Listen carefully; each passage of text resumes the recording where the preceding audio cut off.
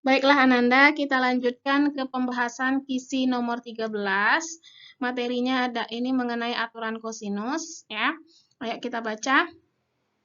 Dua buah kapal bergerak dari pelabuhan P. Kapal pertama bergerak ke pelabuhan Q. Jadi dari P bergerak ke Q. Yang jaraknya 9 km ke arah 105 derajat. Nih jaraknya 9 km, sudutnya 105 derajat. 105 derajat itu dari mana hitungnya? Dari sumbu utara ini U ini utara ya. Dari arah mata angin utara, kita hitung sudutnya ke garis PQ, 105 derajat. Nah, inilah arah 105 derajat itu.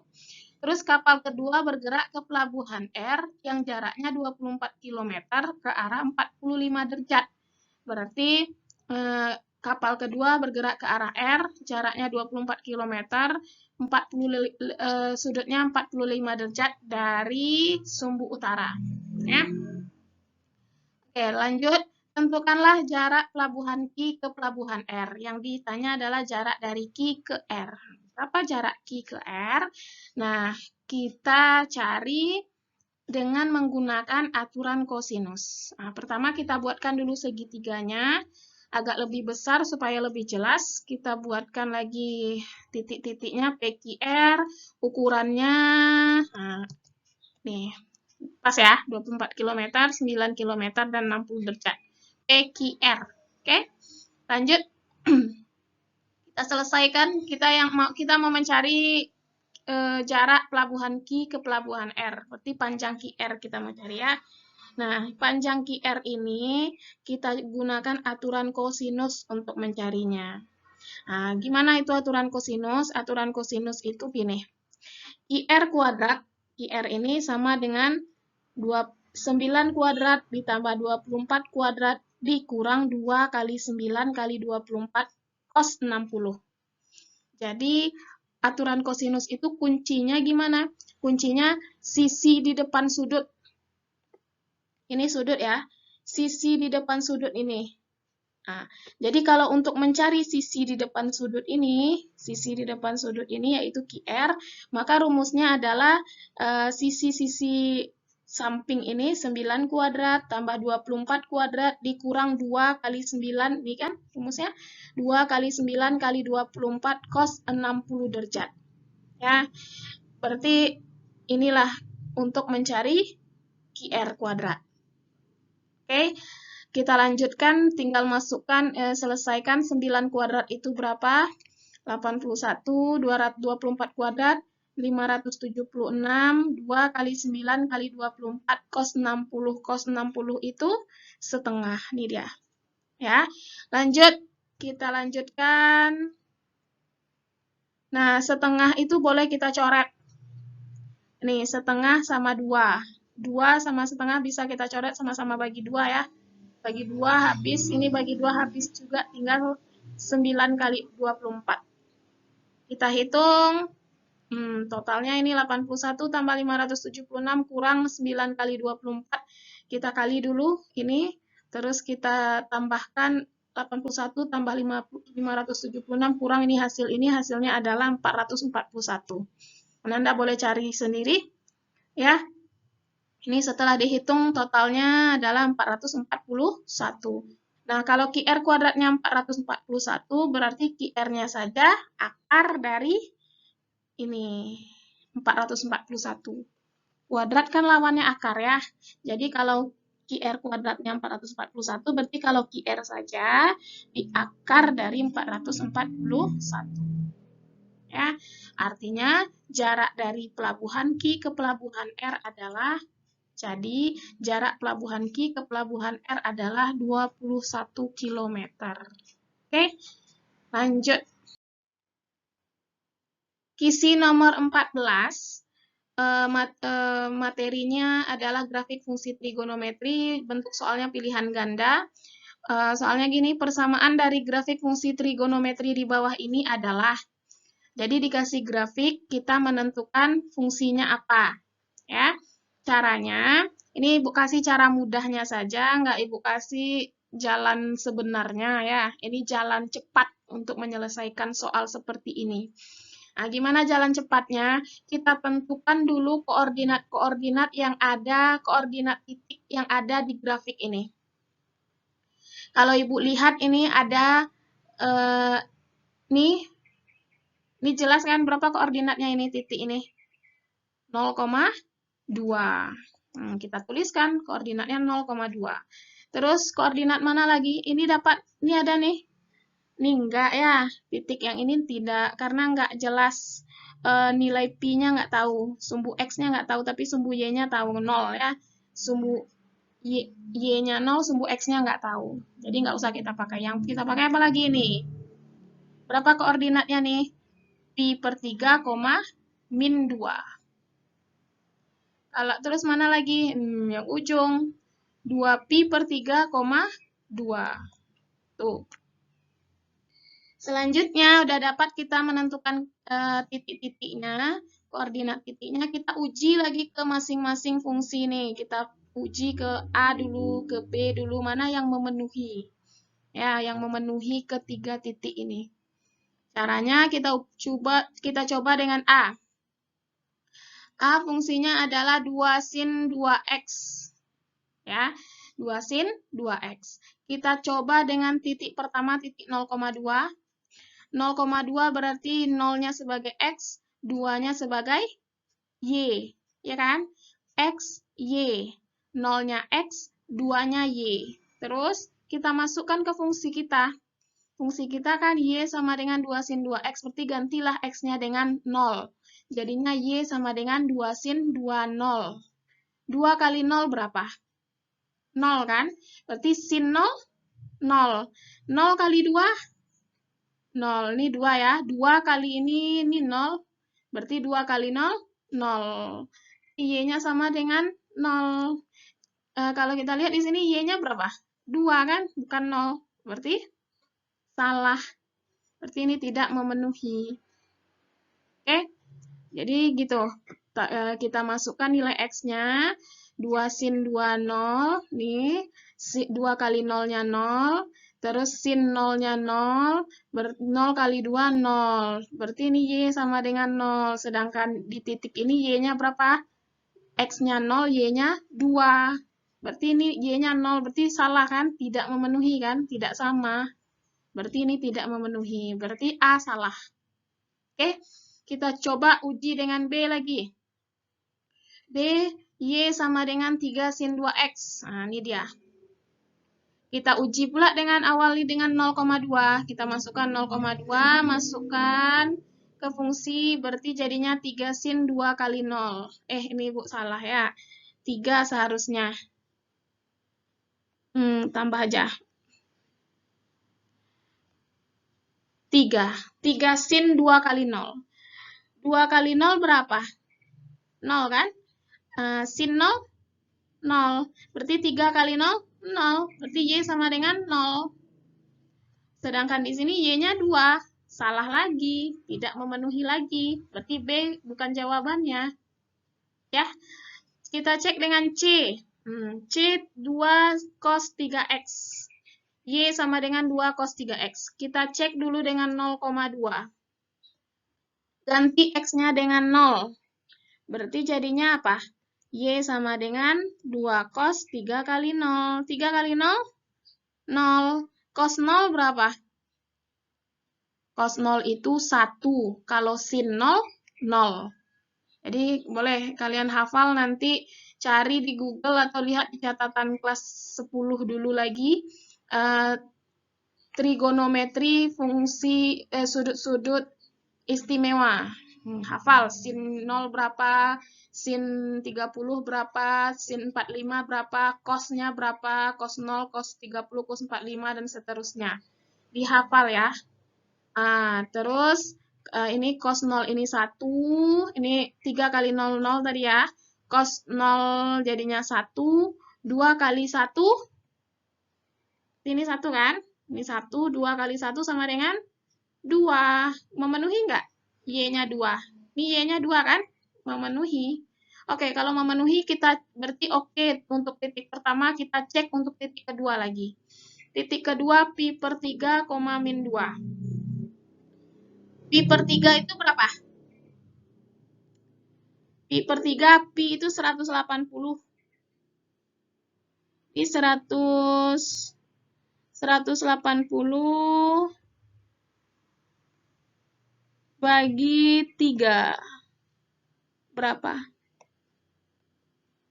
60. Berarti ini 60 derajat, ini 60 derajat, min 2. Ya. Berarti kita masukkan lagi ke fungsinya yang ini 2 cos 3x, jadinya 2 cos 3 kali 60. Kan x-nya 60 kan? Nah, 2 cos 3 kali 60. 3 kali 60 berapa? 180. Cos 180? Lihat lagi, hafal ya. Cos 180 itu minus 1. Jadi 2 kali minus 1. Berapa 2 kali minus 1? Min 2. Berarti pas ya, Y-nya min 2, X-nya pi per 3 atau 60, Y-nya min 2. Pas, hasilnya juga min 2, berarti memenuhi. Berarti titik ini memenuhi fungsi ini. Ya, lanjut kita kalau memenuhi, berarti kita cek titik terakhir. 2 pi per 3,2. Kita hitung lagi. 2 pi per 3 berapa tuh? Pi-nya 180 kali 2. 360 bagi 3 berapa? 120. Berarti ini sudutnya 120. Y-nya 2. X-nya 120, Y-nya 2. Oke. Nah, masukkan lagi ke fungsinya. Y sama dengan 2 cos 3 kali 120. 3 kali 120, 360. Berarti 2 cos 360. Cos 360 itu sama dengan cos 0, yaitu 1. Berarti 2 kali 1. Berapa? 2. Pas. Oke, Y-nya juga 2 nih, 2 memenuhi. Berarti ketiga-tiga titik ini memenuhi fungsi ini. Artinya jawabannya si C. Oke.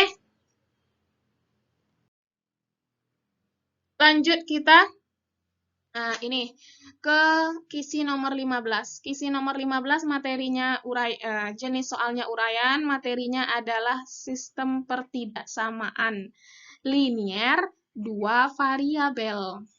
Ayo kita coba baca soalnya.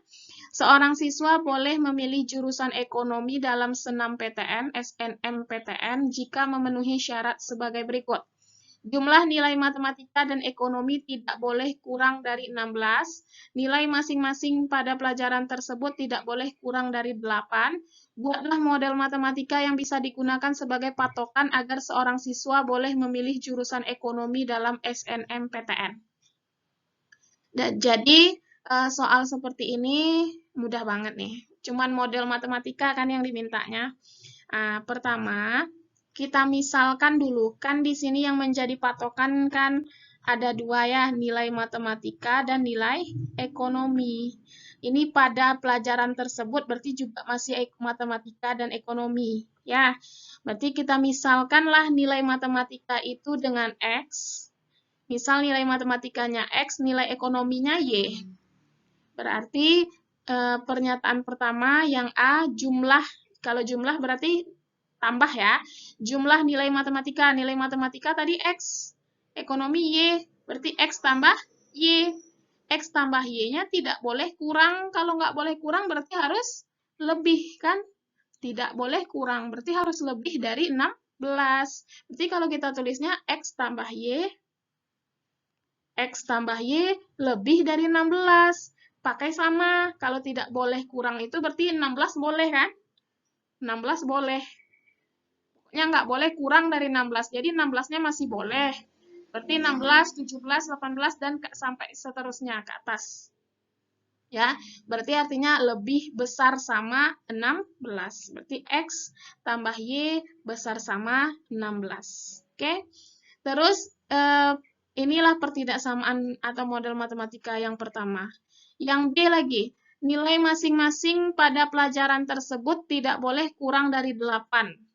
Nilai masing-masing, berarti nilai matematikanya nggak boleh kurang dari 8, nilai ekonomi juga tidak boleh kurang dari 8. Kalau nilai matematika kan X, berarti X tidak boleh kurang dari 8, berarti X harus besar sama 8. Nilai ekonomi Y ya, Y harus besar sama dari 8 juga.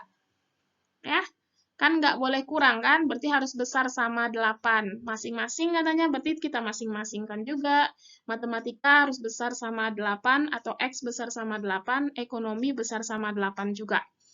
Oke? Nah, inilah pertidaksamaan atau model matematika jawaban dari pertanyaan ini. Jadi, kita buatkan jadinya. Jadi, model matematika dari masalah di atas adalah, ini dia. Ya, X tambah Y besar sama 16, X besar sama 8, dan Y besar sama 8. Oke. Oke, kita lanjut ke kisi 16, pilihan ganda kompleks. Materinya ini adalah program linear. Soalnya, menjelang Hari Raya Idul Adha, Pak Ahmad hendak berjualan sapi dan kambing. Harga seekor sapi dan kambing di pasar ternak berturut-turut 9 juta dan 3 juta. Modal yang ia miliki 7 juta. Nah, jadi sampai sini aja dulu kita lihat bahwa harga satu ekor sapinya 9 juta. Kalau Pak Ahmad membeli beberapa ekor sapi, berarti itu kita kali ya. Kita misalkanlah banyak sapi yang dibeli Pak Ahmad itu dengan S. Nih, dan banyaknya kambing K. Berarti kalau 9 juta harga satu sapi, berarti S sapi jadinya 9 juta S kan? Jadi untuk beli sapi 9 juta dikali S. Untuk beli kambing 3 juta dikali K. Totalnya tidak boleh lebih dari 72 juta, karena modalnya cuma 72 juta kan? Berarti 9 juta S ditambah 3 juta K, nggak boleh lebih dari 72 juta. Kalau nggak boleh lebih artinya kurang dari kan? Kurang dari. Kalau tidak boleh kurang, tadi di nomor 15, tidak boleh kurang. Tidak boleh kurang berarti besar sama. Kalau tidak boleh lebih, kecil sama. Nah, ini dia. Jadi 9 juta S tambah 3 juta K kecil sama 72 juta. Kita sederhanakan. Nah, ini sama-sama bagi, hilangkan nolnya 6 nih. Hilangkan nolnya 6, hilangkan nolnya 6. Jadi, ini tinggal 9, ini 3, ini 72. Nah, 9, 3, 72 masih bisa juga kita sederhanakan kan? 9, 3, 72. Masih bisa dibagi 3. Ini bagi 3, tinggal 3S. Ini bagi 3, tinggal habis ya, tinggal K. 72 bagi 3, 24. Jadinya 3S ditambah K kecil sama 24. Oke? Kita lanjutkan. Pak Ahmad, kita lanjutkan baca soalnya. Pak Ahmad menjual sapi dan kambingnya di pasar ternak Gunung Medan dengan harga berturut-turut 9.600.000 dan 3.400.000. Berarti sapinya 9.600.000 dijual, modalnya tadi 9 juta, dijual 9 juta, harga belinya 9 juta, dijual 9.600.000, jadi untung dari satu ekor sapi 600.000 ya. Terus ini modalnya kambing, harga belinya 3 juta, harga jualnya 3.400.000, jadi untungnya 400.000. Terus kandang yang ia miliki hanya dapat menampung tidak lebih dari 14 ekor. Jadi sapi sama kambingnya hanya maksimal boleh 14 ekor. Ya, berarti S tambah K, banyaknya sapi tambah banyaknya kambing, tidak boleh lebih. Kalau tidak boleh lebih berarti kecil sama. Ya. Jadi S tambah K kecil sama 14. Oke. Selanjutnya kita lihat untungnya. Ini kan manakah di antara pernyataan berikut yang benar? Yang ditanyakan di pernyataan ini untung semua ya, keuntungannya berapa katanya, keuntungan maksimumnya berapa. Jadi caranya kita lihat di sini, satu ekor sapi untungnya berapa? 600.000 kan? Satu ekor kambing 400.000. Berarti kalau S sapinya jadinya S kali 600.000 atau 600.000 kali banyaknya sapi. 600.000 kali S. Terus 400.000 kali K, banyaknya kambing. Itulah untung yang diperoleh oleh Pak Ahmad. Jadi kita buatkan U. U itu untung. Untung sama dengan 600 S tambah 400 K. Oke. Selanjutnya, untuk menyelesaikan ini, kita tinggal ini, pertidaksamaannya ini, kita buatkan jadi sama dengan dulu. 3S tambah K sama dengan 24, S tambah K sama dengan 14. Lalu kita eliminasi. Kita kurangkan. Ini cara singkat ya Nanda, cara cepat. Kalau sebenarnya caranya bukan seperti ini, tapi karena ini untuk ujian, jadi Ibu kasih cara jalan singkatnya ya. Nah, ini kita eliminasi, kita kurangkan. K-nya udah sama kan, berarti K kurang K habis. Kita coret. 3S kurang S, 2S, 24 kurang 14, 10. Berarti 2S sama dengan 10. Berarti S saja sama dengan 5. Iya nggak? Berarti kan 2-nya pindah ke sini kan. 2 kali S kali. Kalau pindah jadi bagi. 10 bagi 2, 5. Berarti banyaknya sapi yang dibeli 5 ekor. Ya, S itu kan tadi banyaknya sapi. Berarti banyaknya sapi 5. Banyaknya kambing gimana? Tinggal masukkan ke sini. Atau ke sini, terserah. Boleh ke 3S tambah K sama dengan 24, boleh ke S tambah K sama dengan 14. Kita pilih yang sederhana aja, yang S tambah K sama dengan 14 saja ya. Kita pilih S tambah K sama dengan 14, berarti ganti S-nya dengan 5. Nih, S tambah K. S-nya 5 kan? K-nya tetap 14. Jadi 5 tambah K sama dengan 14. Berarti K-nya sama dengan 14 kurang 5. Berapa? 9. Berarti banyaknya kambing yang dibeli 9, banyaknya sapi yang dibeli 5. Berarti untungnya berapa? Untung maksimumnya adalah 600.000, kan untungnya kan 600.000 S tambah 400.000 K. Ini 600.000 S, S-nya 5. Jadi 600.000 kali 5 ditambah 400.000 dikali 9. Kita kalikan 600.000 tambah kali 5, 3 juta. Ini 400.000 kali 9, 3.600.000. Dijumlahkan jadinya 6.600.000. Jadi keuntungan maksimum yang diperoleh oleh Pak Ahmad adalah 6.600.000. Kita lihat dari pernyataan 1, salah. Pernyataan 2, keuntungan maksimum yang diperoleh Pak Ahmad 6 juta, salah. Yang 3, keuntungan maksimum yang diperoleh Pak Ahmad 6.600.000. Benar ya? Jadi 3 benar. Terus, ini lagi antara 4 sama 5, mana yang benar tuh? Supaya Pak Ahmad memiliki keuntungan maksimum, maka jumlah sapi dan kambing yang terjual 5 ekor dan 9. Ya, sapinya 5, kambingnya 9. Kalau ini, supaya Pak Ahmad mendapat untung maksimum, maka jumlah sapi dan kambing yang terjual masing-masing 9 ekor dan 5 ekor. Sapi 9, kambing 5. Bukan ya, terbalik. Jadi jawaban yang benar itu yang nomor 4. Yaitu supaya keuntungan Pak Ahmad mendapatkan keuntungan maksimum, maka jumlah sapi dan kambing yang terjual masing-masing 5 ekor dan 9 ekor. Jumlah sapinya 5 ekor, jumlah kambingnya 9 ekor. Ya nih, sapi 5, kambing 9.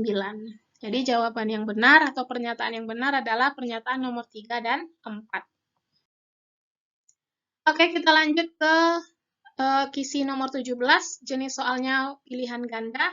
Materinya ini adalah persamaan matriks. Kita baca soalnya. Agen perjalanan Pantai Carocok menawarkan paket perjalanan wisata seperti tabel di bawah ini. Paket A, sewa botnya ada 7, tempat penginapan 3, biaya totalnya 3 juta. Paket B, 9 bot, 4 tempat penginapan, total biayanya 4 juta. Jika harga sewa 1 bot dilambangkan dengan X dan harga 1 tempat penginapan dilambangkan dengan Y, maka persamaan matriks untuk menentukan harga sewa 1 bot dan harga sewa 1 tempat penginapan. Jadi yang dimintanya X-nya berapa, Y-nya berapa, ya? Oke, kita jawab. Kita misalkan, nah ini ada pemisalannya, X harga sewa 1 bot sesuai ya dengan di soal X itu harga sewa 1 bot dan Y itu harga sewa 1 tempat penginapan. Terus cara menyelesaikannya cukup ini tinggal masukkan dalam matriks seperti ini. 7 nih ya. 7 9 3 4 buat di sini 7 9 3 4 kali XY harga sewa 1 bot dan harga sewa 1 penginapan sama dengan 3 juta dan 4 juta 3 juta 4 juta. Oke.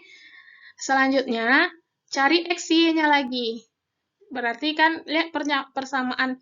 Ini kan udah persamaan ini, tapi belum sesuai dengan di pilihan kan? Belum ada di pilihan jawaban.